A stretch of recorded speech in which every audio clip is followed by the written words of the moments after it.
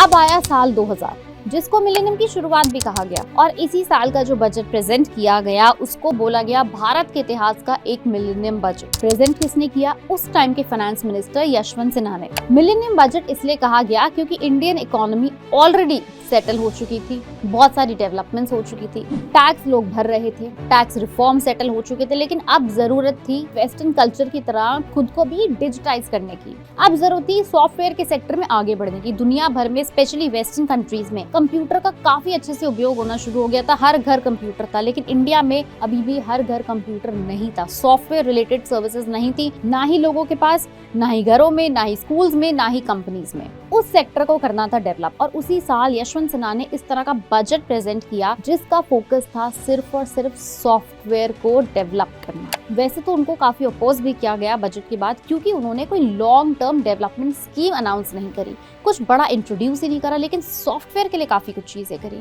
उनका मानना था कि अगर हम सॉफ्टवेयर के एक्सपोर्ट्स को बढ़ा देंगे तो शायद उससे फॉरेन इन्वेस्टमेंट्स भी आने लगेंगी और इंडिया दुनिया के नक्शे पर एक सॉफ्टवेयर हब की तरह शायद देखी जाने लगे। इसी के चलते उन्होंने कंप्यूटर के ऊपर ड्यूटीज कम करनी शुरू करी।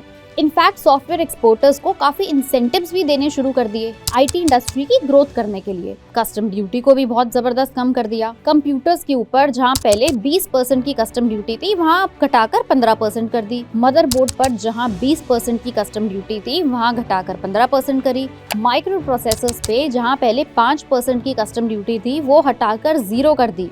और भी बहुत सारी चीजें ऐसी थी जिनके ऊपर कस्टम ड्यूटी कम करी गई। क्यों? क्योंकि आईटी सेक्टर को ग्रो कराना था, सॉफ्टवेयर सेक्टर को ग्रो कराना था, और ये जानते थे कि आने वाले 5 साल इंडियन आईटी कंपनीज के ही 5 साल होने वाले हैं। इसलिए यशवंत सिन्हा के इस बजट को, जो कि उन्होंने दिया था साल 2000 में, फाइनेंशियल ईयर 2000 से 2001 के लिए, उसको भारत के इतिहास का मिलेनियम बजट के नाम से जाना गया। अगर आपको भी बजट से रिलेटेड इस तरह के रोमांचक, इस तरह के fascinating, interesting facts, unknown facts जानने हैं तो आप फॉलो करते रहिए पैसा लाइव। और अगर आपकी भी आने वाले बजट से कुछ एक्सपेक्टेशंस हैं, कुछ कमेंट्स हैं, तो हमें नीचे दिए गए कमेंट सेक्शन में लिखकर जरूर बताएं।